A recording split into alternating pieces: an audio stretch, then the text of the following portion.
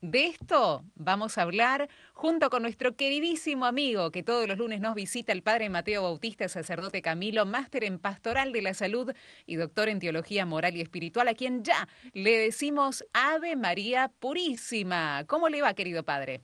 Sin pecado concebida. Muy buenas tardes, bendecido día para todos, queridas amigas y amigos, querida Vero, y desde la capital del Perú, un gran abrazo. Muchas gracias por estar presente un lunes más, ¿eh? Nos decía uno de nuestros oyentes de la comunidad de Radio María TV, por favor, que acabo de recomendarle a alguien, al padre Mateo, ¿cuándo está? ¿Cuándo está? Ahora está. En este preciso instante, todos los lunes a partir de las 4:30 de la tarde, hablando del acompañamiento en el duelo y hablando, querido padre, la semana pasada de algo muy importante donde la gente se quedó consultando, que seguramente habrá entrado mucho en la página www.pastoralduelo.org.ar, porque hablamos de la importancia de la pastoral del duelo dentro de nuestra iglesia. Hacíamos muchas cosas, ¿no? Que no es un grupito aparte, la pastoral del duelo que va a las parroquias a desahogarse o a contarse las penas, sino que es un grupo formado, capacitado, informado para que a través de sus coordinadores a lo largo del país y de otros países, porque se ha extendido muchísimo a partir del año 1993, ayudar y ayudarse, por eso es de mutua ayuda, grupos de mutua ayuda en duelo, ayudarse a poder hacer este proceso de duelo. En definitiva, ¿qué hacemos con el sufrimiento, no? Esto nos lo preguntamos siempre. ¿Qué hacemos con este sufrimiento? Sobre todo, recordemos, el sufrimiento no solamente por la muerte de un ser querido, sino por omisión, por pérdidas, como puede llegar a ser un trabajo, etcétera, etcétera. Así que cuando sufrimos, ¿qué hacemos con ese sufrimiento? Nace allí la pastoral del duelo, sobre todo cómo elaboramos la muerte de los seres queridos. Tuvo mucha repercusión, digo, padre, porque hablamos de la importancia de la formación, muchos queriendo que estos grupos de la pastoral del duelo estén presentes en diferentes parroquias. Decíamos que es muy importante, por ello, tener la responsabilidad de la formación y haber pasado por un proceso ya de duelo completo,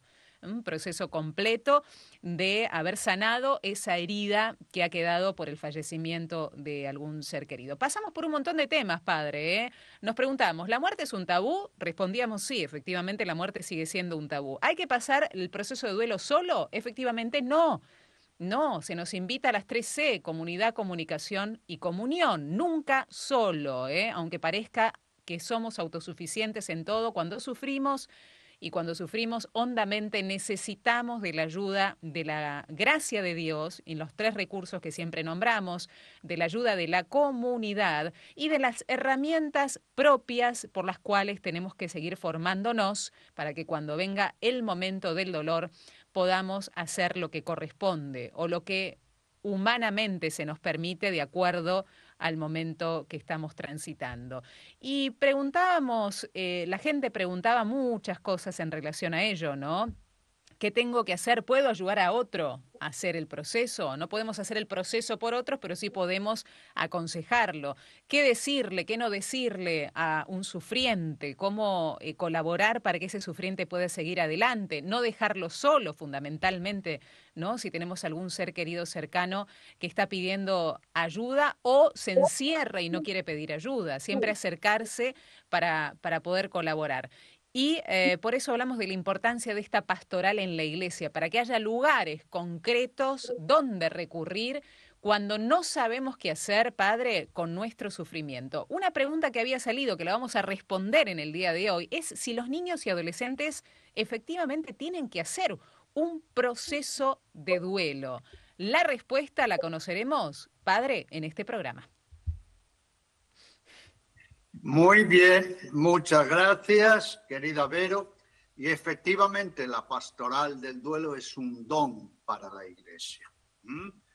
La Iglesia ha de tener la responsabilidad, especialmente a través de los párrocos, ¿no?, de implantar este acompañamiento y esta evangelización, porque es pastoral.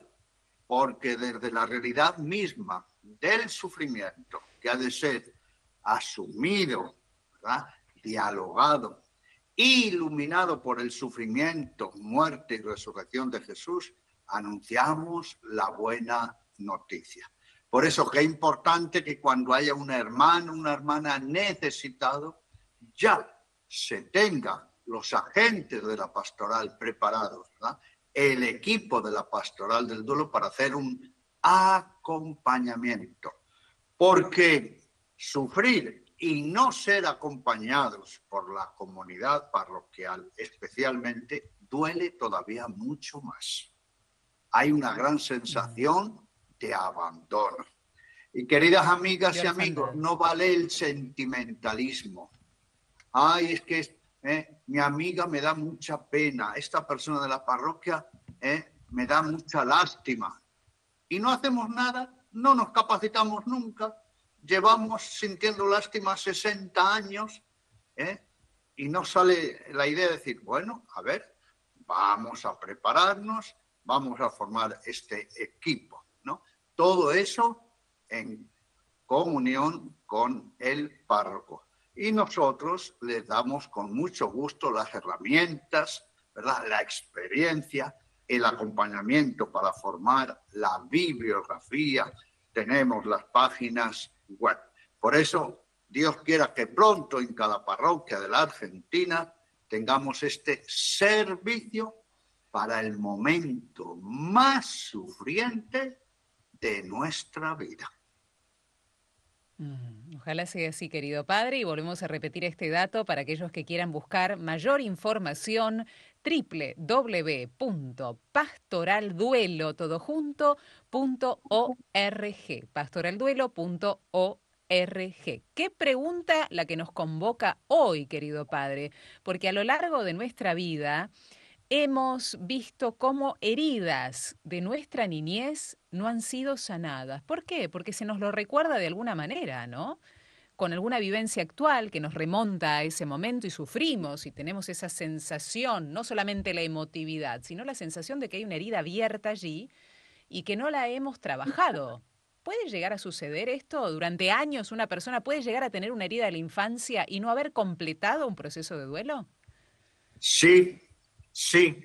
¿Por qué? Porque las personas, ya hemos dicho, somos sensitivos y sensibles. Sensitivos. Si yo tengo un accidente de niño o de joven, o cuando comienzo la adultez, seguramente esa lesión de consideración me va a repercutir toda mi vida. Sí, sí. Imagínense que tuve un accidente en la rótula, quedaron ahí mis huesos machacaditos. Pues seguramente voy a arrastrar esa dificultad y ese dolor, seguramente el resto de mi vida. El resto de mi vida. Lo mismo, me doy un golpe en el ojo y pierdo visión, pues voy a tener, ¿verdad?, esa dificultad el resto de la vida.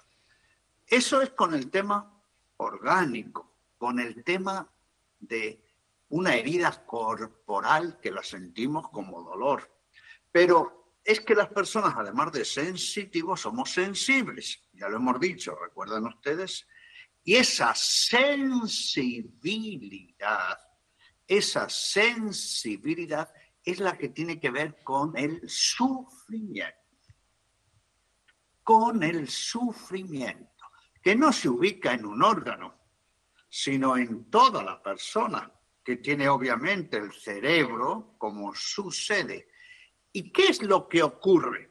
Lo que usted nos acaba de adelantar, querida Vero, que una herida, un golpe de la vida, un trauma, un abuso, una deficiencia. ¿Qué pasa? Que de niños nos marcan, nos dejan una impresión, nos dejan una herida por nuestra sensibilidad. una herida. Esa herida la vamos a conocer, ¿por qué? Por una reacción que se llama sufrimiento. Sí, sí.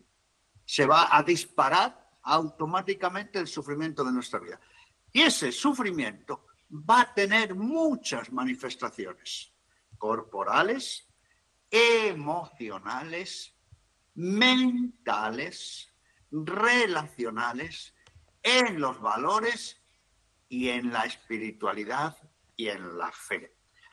Y si esas heridas de fondo, con muchos síntomas, no son dialogadas, reconocidas, afrontadas, acompañadas por los adultos, porque los que sufren son los niños, va a haber una herida no cicatrizada que va a pasar factura. Atención, va a quedar una herida interna, no en ningún órgano, que me va a pasar factura en todas las dimensiones de mi persona. Y que va a tener una repercusión en mi vida, en las relaciones, en el optimismo, en la esperanza, en la espiritualidad. Por eso es tan fundamental hacer los trabajos de duelo, y especialmente en los niños, adolescentes y jóvenes. Bien, querido padre, la pregunta lógica para muchos surge de esta manera. Un niño, ¿de dónde saca los recursos si no ha vivido demasiado? Quizás se fue muy pequeño donde le ocurrió este sufrimiento. ¿De dónde saca los recursos para elaborar su duelo? ¿De dónde conoce quizás que Dios, en su imagen, puede ayudarlo a salir adelante? ¿De dónde sale la ayuda para no quedarse solo? ¿Quién lo tendría que ayudar para poder decirle que sí a este camino de duelo? ¿Es muy complejo el camino de duelo para un niño? ¿Para que lo entienda? ¿Para que siga adelante a través de los pasos según su edad? El duelo tiene la complejidad para realizarlo, según se afronte, ¿verdad? Según la personalidad de cada uno, según ese botiquín. Estamos hablando primero de los adultos, ¿verdad?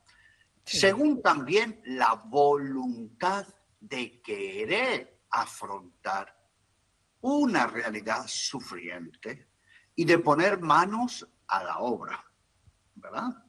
Si los adultos que tenemos experiencia de vida, tenemos recursos en todas las dimensiones, tenemos vínculos, tenemos estudios, tenemos conocimientos. Cuando viene un golpe fuerte y somos vapuleados y reaccionamos con lo que ya sabemos que el sufrimiento. Si eso lo hacemos los adultos, ¿cómo no lo van a hacer los niños? ¿Entendió?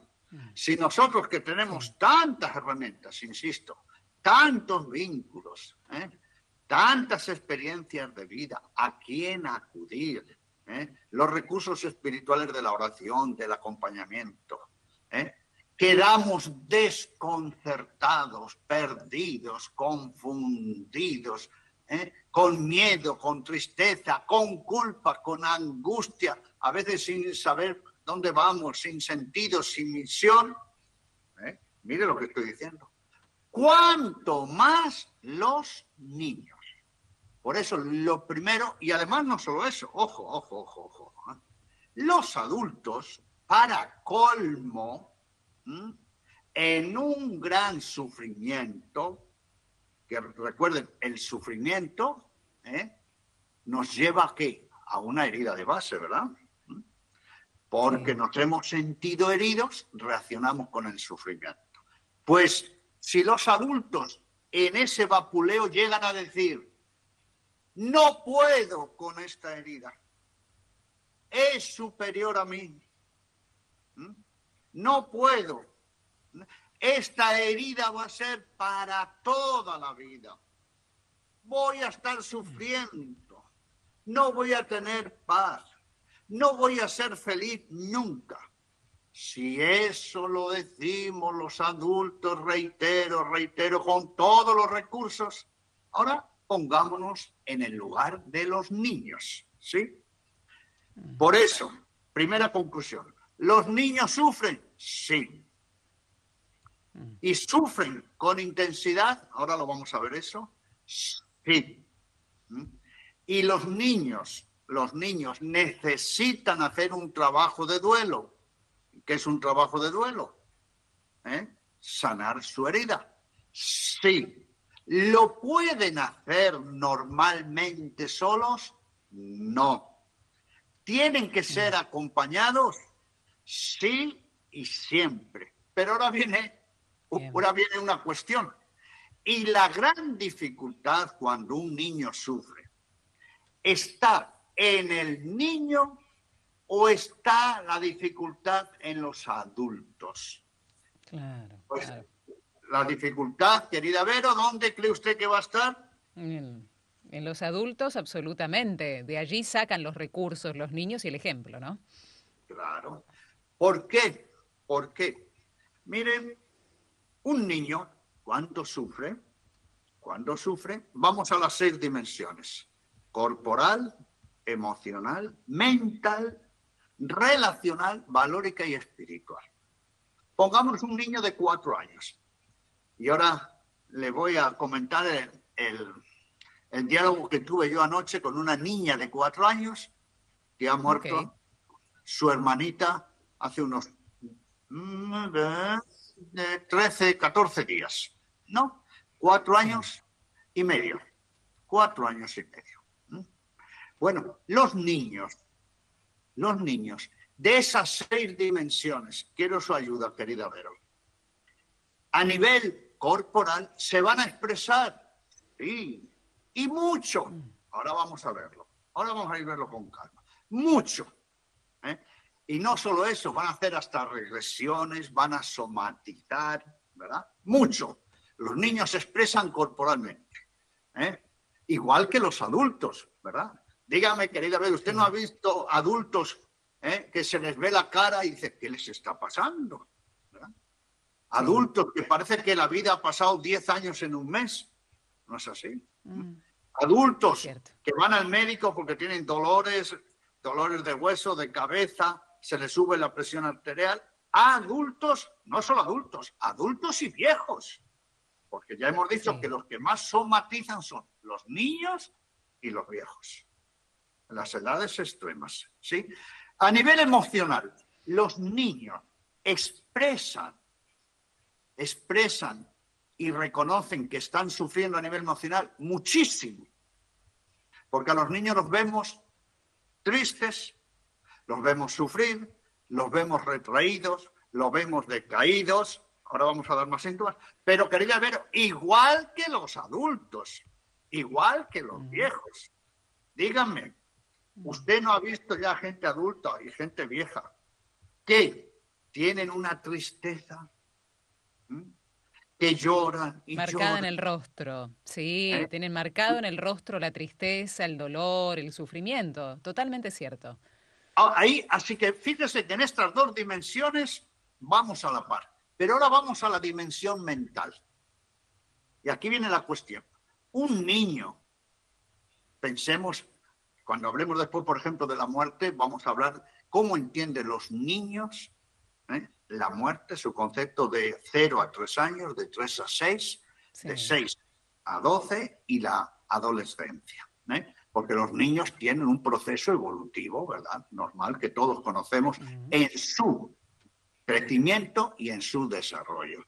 Ahora bien, a nivel mental, un niño de 4, 6, 9, 11, 12, 13 años, tiene la misma capacidad mental, querida Vero, para afrontar una herida de base, donde su reacción, que llamamos sufrimiento, tiene muchas manifestaciones. El niño tiene capacidad mental para decir, mi herida es esta, mi sufrimiento es este, mi reacción es este, tengo que tomar esta medida. ¿El niño tiene esa capacidad mental? No, no, me parece que no y por eso necesita sí o sí ser acompañado y encauzado para ponerle nombre a eso que le está sucediendo. Claro. Nos vamos a la cuarta dimensión, la dimensión vincular relacional, ¿eh? Que es tan importante porque a los niños, sobre todo que hay que darles seguridad, acompañamiento, cercanía, ternura, seguridad. Uno de los sentimientos que aparecen en el sufrimiento de los niños es el miedo.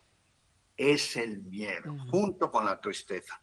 Pero bien, nos hacemos la misma pregunta. Los niños, y cuanto más pequeños, imaginemos, tienen los mismos recursos vinculares, contactos, la misma capacidad lingüística, la misma capacidad de diálogo, para pedir ayuda, dejarse aconsejar, llamar a alguien y decir, vení, que estoy sufriendo mucho. ¿Los niños tienen los mismos recursos relacionales, querida Vero? Claro, no, van y acuden a quienes son más cercanos en el amor y en el cariño. Papá, mamá, si no está papá y mamá, porque justamente uno de ellos son los que han fallecido, pedirán ayuda a seres cercanos también, como pueden llegar a ser los abuelos, pero no directamente, sino creo que hay que estar atentos a sus pedidos de ayuda que pueden manifestarse, digo bien, de diferentes maneras, ¿no? Exacto. Y si, como usted muy bien ha dicho, el que ha muerto es, por ejemplo, papá o mamá, y ha muerto papá y mamá está destrozada, o viceversa. Claro. O ha muerto un hermano, y los padres no saben dónde están. ¿A quién acuden los niños? No solo no tienen a quién acudir, no solo tienen unos referentes que no están serenos. No, atención ahora, queridas amigas, amigos. Es que los niños van a tener un sufrimiento añadido porque además, ¿cómo ven a los padres en ese momento? Perdidos, Destrozados. confundidos, tristes. Es más, como que no son padres. Tal es Claro, así, no pueden contener al niño. claro, y tal es así que hay niños que no van a hablar con su papá o su mamá, porque como los ven sufrir, no hablan con ellos para no hacerles sufrir. Los niños terminan protegiendo a los grandes. ¿Dónde se ha visto eso? Es increíble. Sí. Pero como los niños se callan para no hacer sufrir a los grandes porque están perdidos, se les complica a los niños, porque todo lo que uno se calla se traga, ¿no? Claro. Y Se somatiza. además, no solo no hablan, no tienen la rutina normal, no se sienten apoyados, no tienen la ternura. Y miren lo que hemos dicho. Y encima, un sufrimiento añadido porque ven llorar y sufrir a los adultos. No tienen los mismos recursos relacionales los niños. Y los que tenían cercanos, ¿sí? No los apoya. Vamos a la quinta dimensión, querida Vero, los valores. Ahí que tenemos la resistencia, la templanza, la resiliencia, ¿no? Ahí tenemos la motivación. Dígame, los niños pueden tener esos valores tan trabajados como los adultos. Claro, no. La motivación, ¿la pueden tener como los adultos? No. Y aquí hago ahora la pregunta. Díganme, ¿cómo queda la autoestima? ¿Cómo queda la propia valoración de los adultos cuando están sufriendo? ¿Cómo queda su voluntad?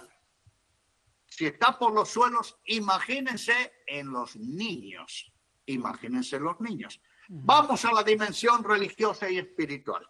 ¿Quién tiene más recursos y más experiencia religiosa y más vínculos comunitarios y más amigos en la fe, más posibilidades, la palabra de Dios, entender espiritualmente, conocer la vida de Jesús, su pasión, su muerte? ¿Quién? ¿Los niños o los adultos?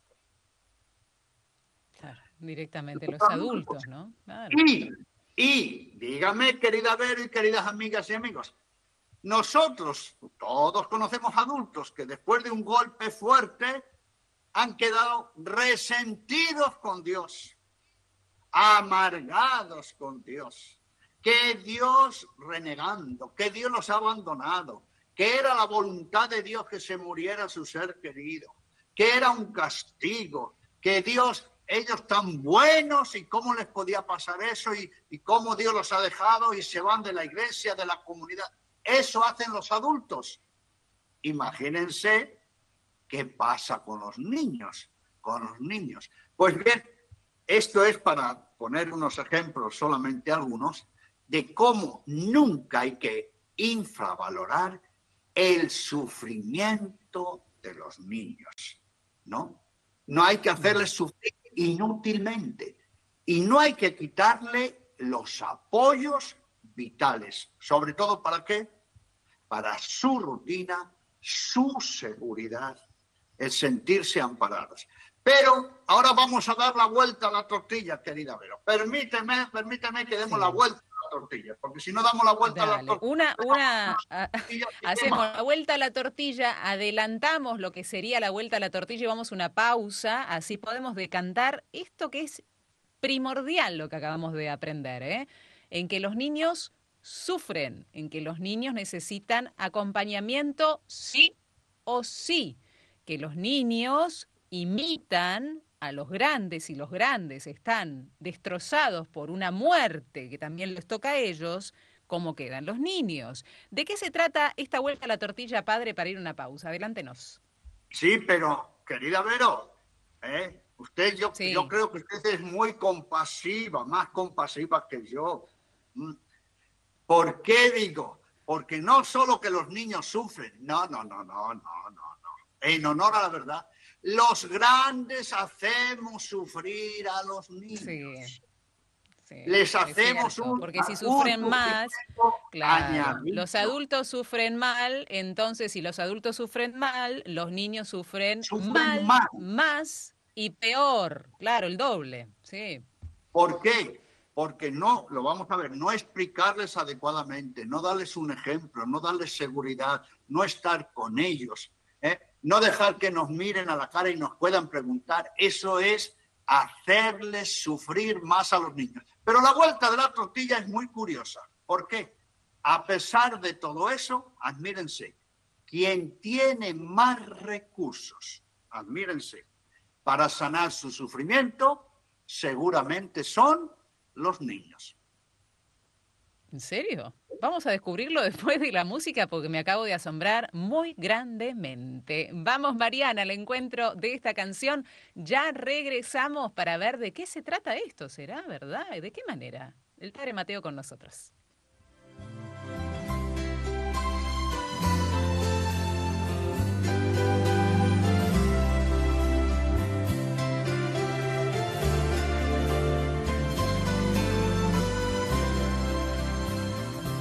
Sientas miedo, aquí estoy yo.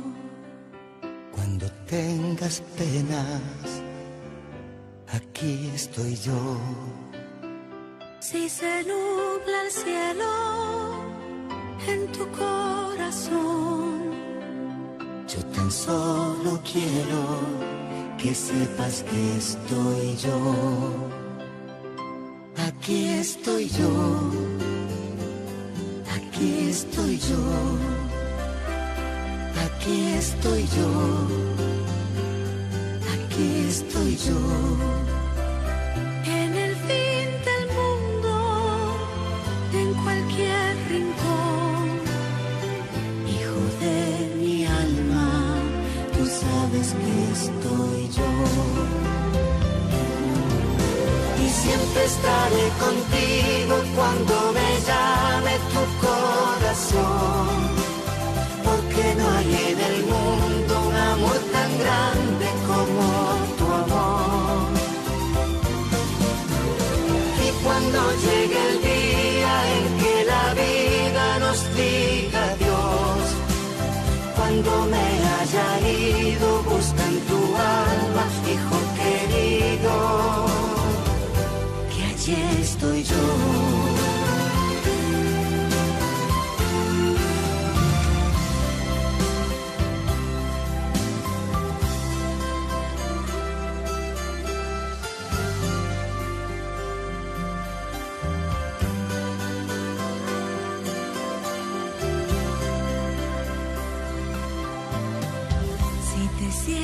sientes solo, aquí estoy yo. Si te ves perdido, aquí estoy yo.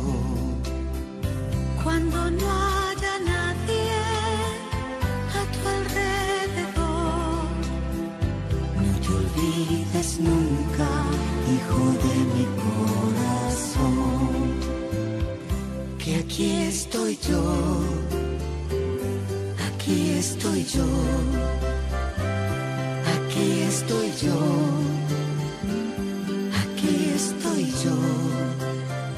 para dar la vida, para darte amor, Para lo que pidas, tú sabes que estoy yo.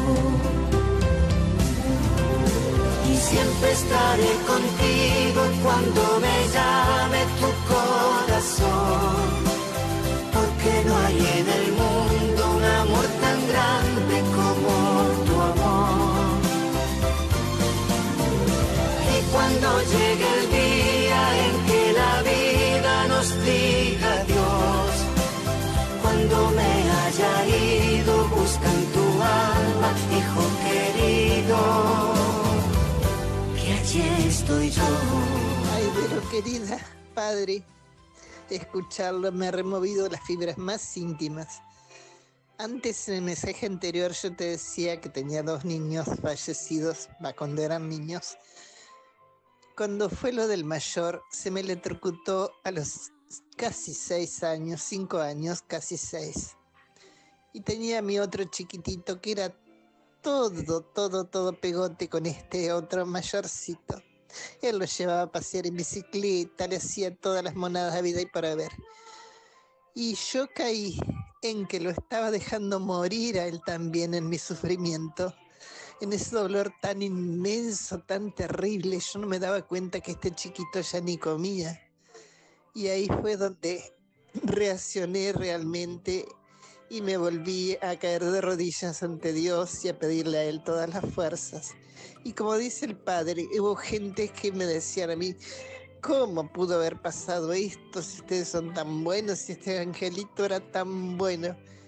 Y yo le decía, y si a cambio Dios me está diciendo, no me cuidaste esta criatura. No. Me ha removido las fibras más íntimas. De nuevo la hago Nelly desde Gualeguaychú. Muchas gracias, Nelly, por el mensaje, querido padre. Cuando se remueven fibras íntimas y sentimos lo que Nelly transmite, que está sintiendo, quizás sea el momento también de sanar una herida profunda, no solamente darse cuenta de, sino revivir el momento no solamente para decir, uy, qué macana, o lo que he hecho, sino verdaderamente si hay una herida para sanar, preguntarnos esto con total sinceridad, ¿no? Sí, primero agradecer la valentía de este testimonio, ¿verdad? Sí. Agradecer esta comunicación, que nosotros decimos, ¿verdad?, una verdadera iluminación, y que nos sirve para todos. Pero me engancho de lo que usted ha dicho, porque cuando alguien nos toca un tema y decimos, ay, me estás despertando una herida, eso no es correcto. Uh-huh. No se la está despertando, es que está despierta. Es que no ha cicatrizado. Y no solo no la está despertando, nos están haciendo efectivamente, como usted ha dicho, querida Vero, un gran favor. Porque ¿cuál es el mensaje que nos están diciendo sin palabras? Usted tiene una herida todavía de base que no ha cicatrizado. Por eso, usted que es más memoriosa, recuérdenos que, no sé cuándo ha sido, hemos hecho el trabajo del duelo del recuerdo, ¿verdad? El trabajo del duelo para manejar los recuerdos. Porque los recuerdos del pasado no me tienen que hacer sufrir, me tienen que hacer aceptar la realidad, aprender de ellos. Pero me engancharía yo también con lo que ha dicho nuestra querida amiga, en cómo ella reaccionó. Qué importante es eso. cómo reaccionó al ver a la otra criatura. Y me engancho también para decir, cuidado lo que decimos cuando nos acercamos a personas que están sufriendo. Y además con una herida muy reciente que todavía no han hecho un trabajo de duelo. Cuidado con las frases que decimos, porque eso en vez de ayudar, perjudica.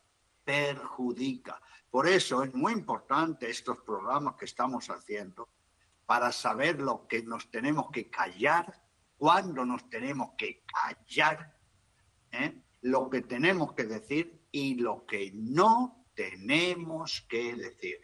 Y sobre todo a nivel de fe, nunca dejar mal a Dios. Y nunca, como norma, nunca decir nada, atención, nunca decir nada que Jesús no diría. ¿Sí? Quiero consolar a alguien. A ver, ¿Jesús le diría esto? No, ¿cómo le va a decir Jesús que Dios Padre le va a mandar una prueba? Entonces yo cierro la boca y no la abro en un mes. ¿Sí? Esto es muy importante.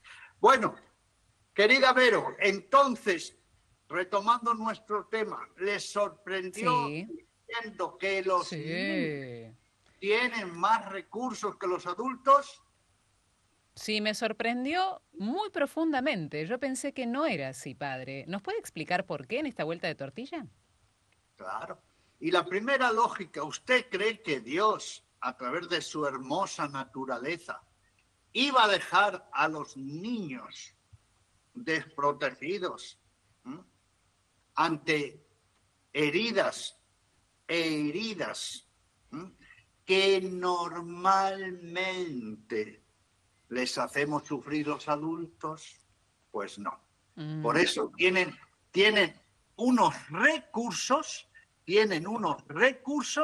que nosotros los hemos tenido y que hemos olvidado y que no practicamos. Por eso es muy importante que los tengamos en cuenta. Y vamos a recordar estos puntitos, querida Vero. Primero, antes de que digamos esos recursos que tienen los adultos, sí ser conscientes que los niños, cómo los niños expresan su sufrimiento, ¿sí? Cómo los niños, ya hemos dicho un poquito antes, en primer lugar con su cuerpo. ¿Dónde hay que leer el sufrimiento de los niños? En su cuerpo. ¿Por qué? Porque los niños no tienen la capacidad mental para hacerse un diagnóstico. No tienen la capacidad mental para hacerse un diagnóstico, ¿no? Y tampoco tienen la capacidad de tener tanta máscara, ¿no? Por eso lo vemos enseguida en su mirada y en su rostro. Exacto. ¿Y eso qué significa? Que entonces no pueden dar nombre, concepto a su herida. ¿Quién va a hablar en vez de su inteligencia, de su lingüística? Pues precisamente su cuerpo. Es la somatización.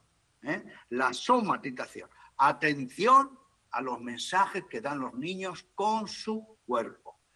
El otro, ¿cuál es? Ya hemos dicho, muy visible en los niños, la tristeza. La tristeza. A un niño se le notan las leguas, ¿verdad? Cuando está triste. La tristeza. La tristeza, recuerden que tiene una misión, que es ayudarnos a reconocer una herida. La tristeza de los niños tiene que ser interpretada por los adultos. ¿Cuál es el tercer aspecto muy importante? El retraimiento. Los niños se retraen, se aíslan, se separan, se ponen en un rincón, se tapan la carita. Esta es la manera de decir, tengo una herida, estoy sufriendo, y atención, y no puedo yo solo con mi herida. Estoy pidiendo ayuda. Estoy pidiendo ayuda. Por eso, querida Vero y queridas amigas, amigos, yo aprendí algo muy importante de mi mamá que murió cuando yo todavía no era adolescente, el más pequeño de 9 hermanos. Mi madre se moría. Era visible su deterioro. Sabíamos que se iba a morir. Pero nunca dejó de ser madre. Nunca dejó de ser madre. Nunca dejó de escuchar a sus hijos, aun cuando ya no se podía levantar de la cama. Les seguía preguntando si tenían dificultades. Yo ya estaba en el seminario a 400 kilómetros, me mandaba las cartas. Me preguntaba si tenía necesidad de algo. Esto es muy importante. Los adultos, aunque estén sufriendo, no pueden dejar de ser padres, abuelos, tíos cercanos. ¿Cuál es el otro punto que los niños manifiestan? Porque después esto nos va a ayudar para ver la contraparte, los recursos curiosamente que tienen. La otra, muy llamativa, es sus silencios, ¿no? Que el niño no participa, se calla, se vuelve mudo. Parece que se separa del mundo. Ojo cuando los niños guardan silencio continuo. ¿Cuál es el otro punto? Cuando los vemos inseguros. Cuando un niño no se ve seguro, es que está sufriendo horrores. Y recuerden que lo que más quiere un niño es seguridad, es la rutina. ¿Y la seguridad quién se la da por excelencia? Pues los padres, los abuelos, los familiares. ¿Cuál es el otro aspecto que los niños que sufren tienen muy, muy visible? ¿Saben cuál es? Las culpas. Los niños tienen muchas reacciones de culpa. Si mi mamá está así, es porque yo he hecho algo malo. Si se murió tal persona, es porque yo me enojé con ella. Después vamos a ver cómo interpretan los niños las muertes. Las culpas en los niños. Por eso a los niños hay que escucharlos. Entonces, fíjese cuántos síntomas tienen los niños. Y bueno, hay uno, querida Vero, usted como mamá a lo mejor lo habrá notado mucho. Los niños con una herida de base se enferman más. Tienen dolencias. Claro que sí. Y normalmente, ¿qué les empieza a la doler? somatización, ¿no?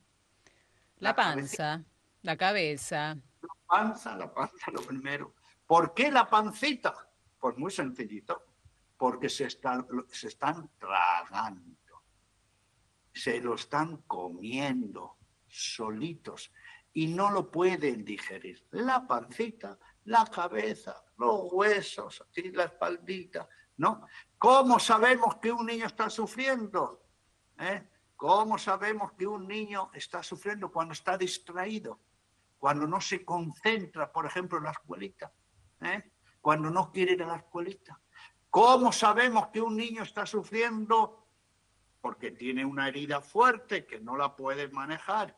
Cuando se vuelve agresivo. Agresivo en casa y seguramente en el jardín de infantes o en la escuela. Pues bien, todo esto es para decir que los niños sufren, y que claro, si en estas reacciones no son acompañados, pues más inseguridad.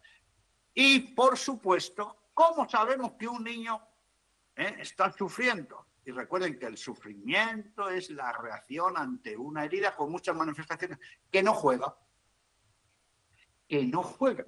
Cuando un niño claro, no juega... es su naturaleza, el jugar es su naturaleza. Claro.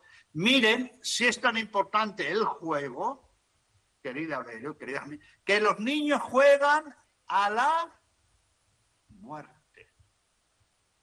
Juegan a morirse. Los niños juegan a la muerte. Después vamos a ver por qué. Bueno, Entonces, ahora, como teníamos que dar la vuelta a la tortilla, los niños tienen unos recursos extraordinarios para afrontar sus heridas, sí. Vamos a vernos cuáles son. Pero bueno, querida Vero, ¿y usted qué conclusión sacaría de esto que hemos dicho, de los síntomas, de cómo se manifiestan los niños, especialmente con los adultos? ¿Qué nos diría a nosotros los adultos con todo esto que hemos dicho? Yo lo que me llama la atención es las manifestaciones tan claras, ¿no? Que se han descrito aquí. Y con respecto a los adultos, diría qué distraídos que estamos muchas veces con nuestro propio sufrimiento.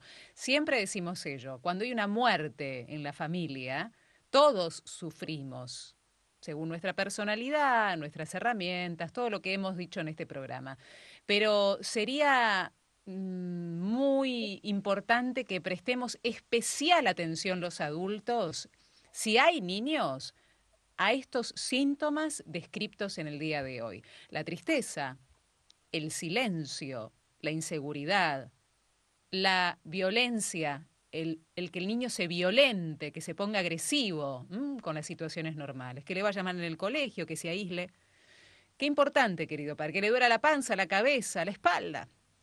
Qué importante prestarle atención los adultos, aún en medio de nuestros propios sufrimientos.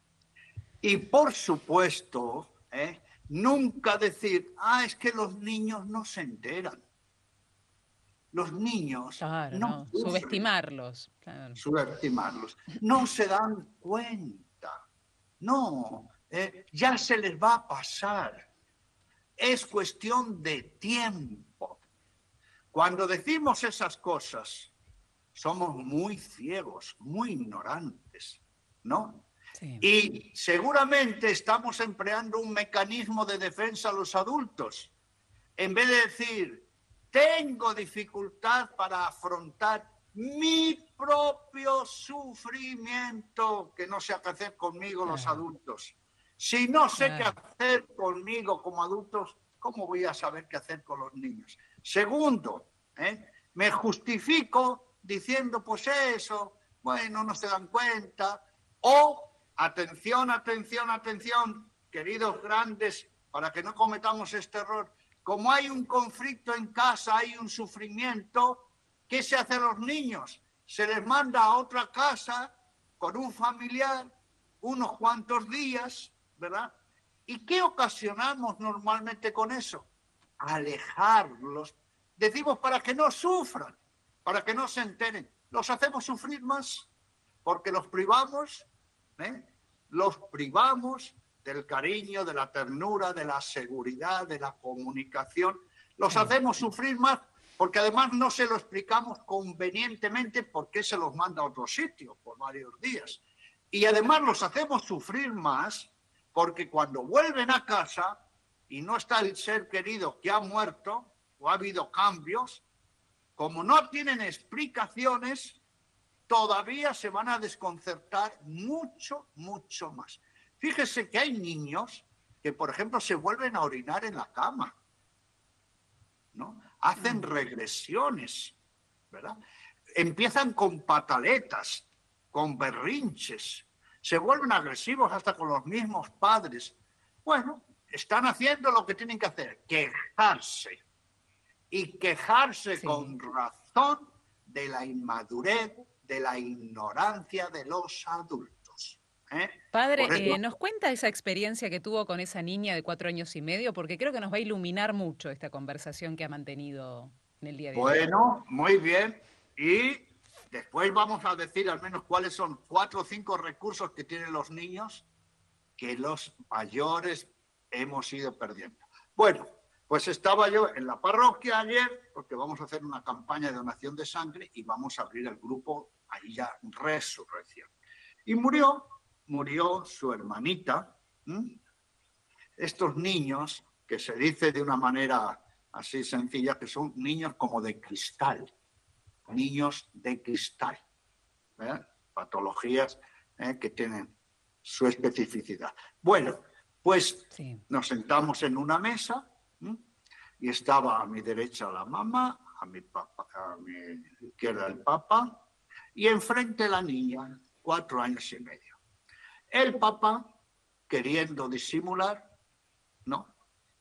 Pero como yo suelo confrontar bastante directo, pues sus lagrimitas, ¿no? Y la niña lo miraba así de abajo para arriba, 4 años y medio, preciosa, ¿no? Y el papá decía, sí, porque esta pérdida, perdimos la niña, pérdida, la niña perdida, ¿no?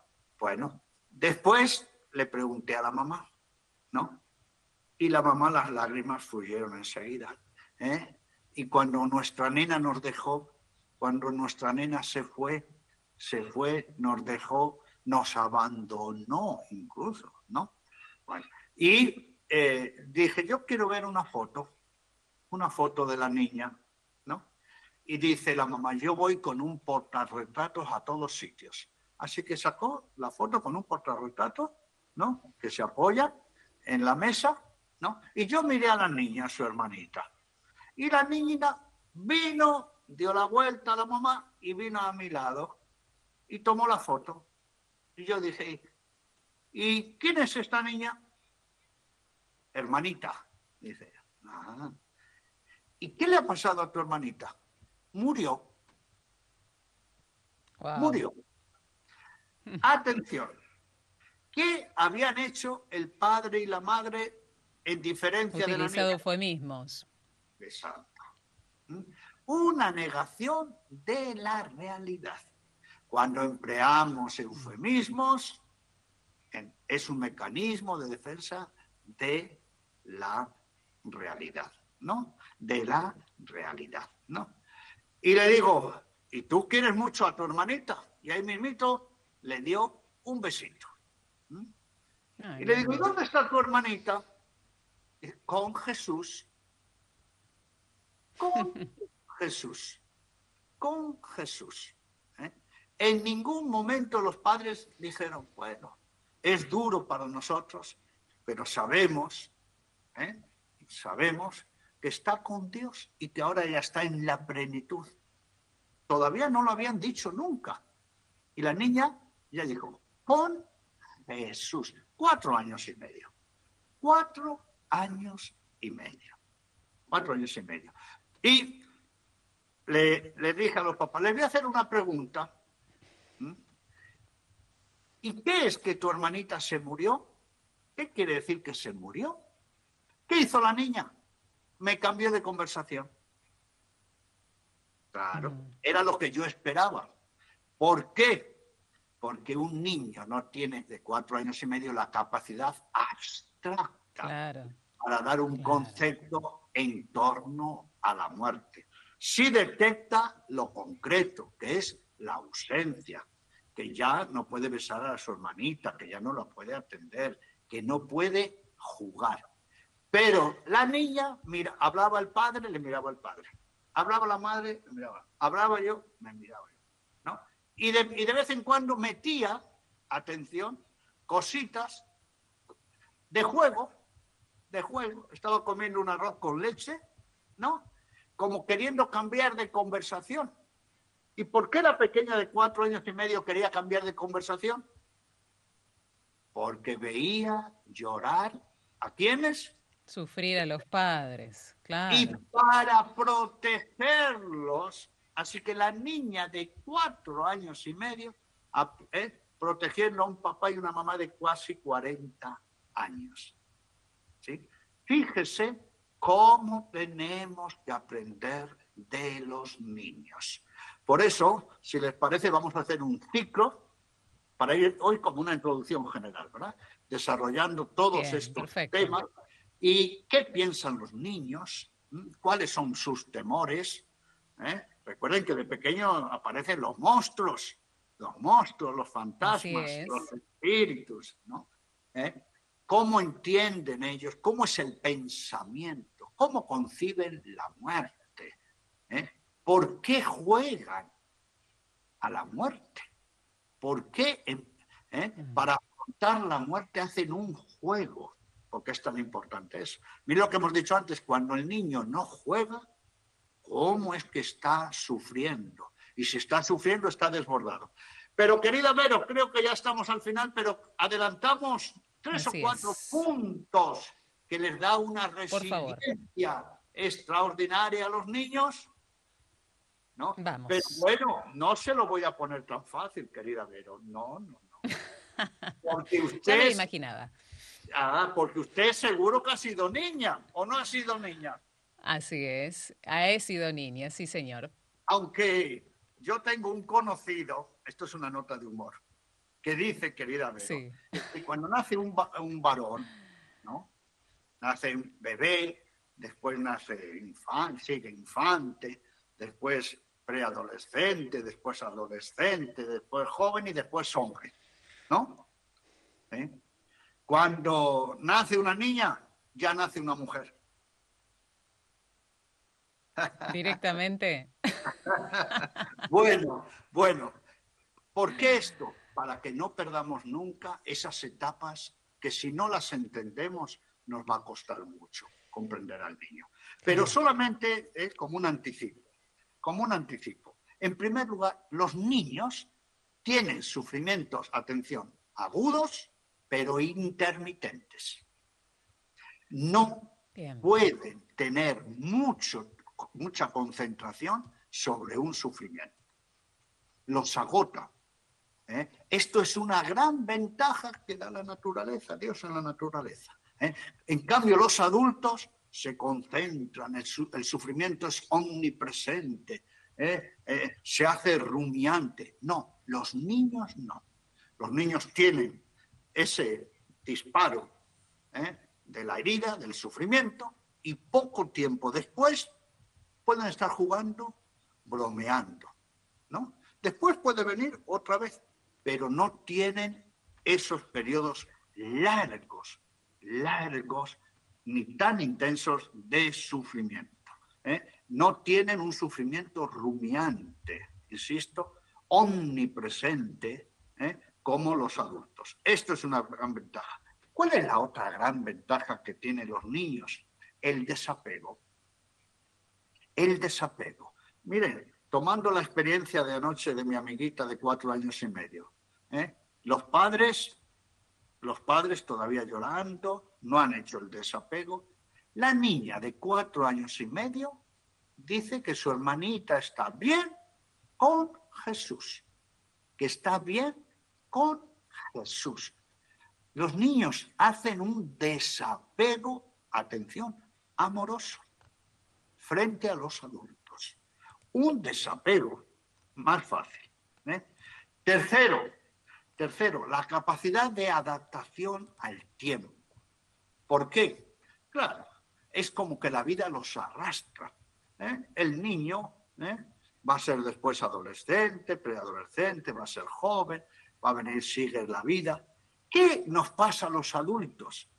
Que cuando tenemos un golpe terrible, creemos que se nos termina la vida. Que ya hemos hecho lo que teníamos que hacer, que ya no merece la pena. No. Los niños, sin pensarlo, porque no tienen capacidad de abstracción. Es más, no tienen capacidad de proyección al futuro. Y observemos esto. Incluso hay niños, lo vamos a ver, que todavía no distinguen bien pasado, presente y futuro. Sin embargo, no tienen esta dificultad de los adultos para bloquearse en el tiempo. ¿Cuál es el otro recurso muy llamativo que tienen los niños cuando son abandonados por los padres? No porque los quieran abandonar, es que no saben acompañarlos, ni qué decirlos, ni escucharlos. Incluso están sufriendo y para que no los vean sufrir se apartan, el padre trabaja más. ¿Qué hacen los niños y sobre todo los adolescentes? Se refugian más en los compañeritos y en los amigos. Y en los amigos.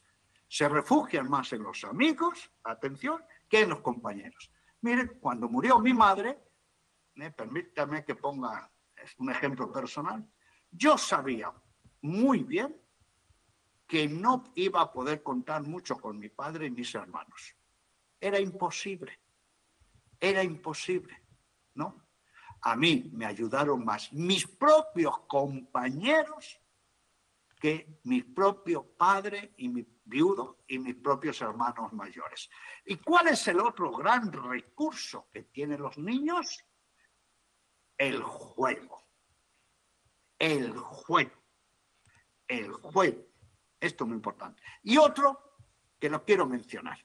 Y es que cuando los niños, cuando alguien que los ama le dice, por ejemplo, tu hermanito, tu papá muerto, está con Jesucito y está feliz.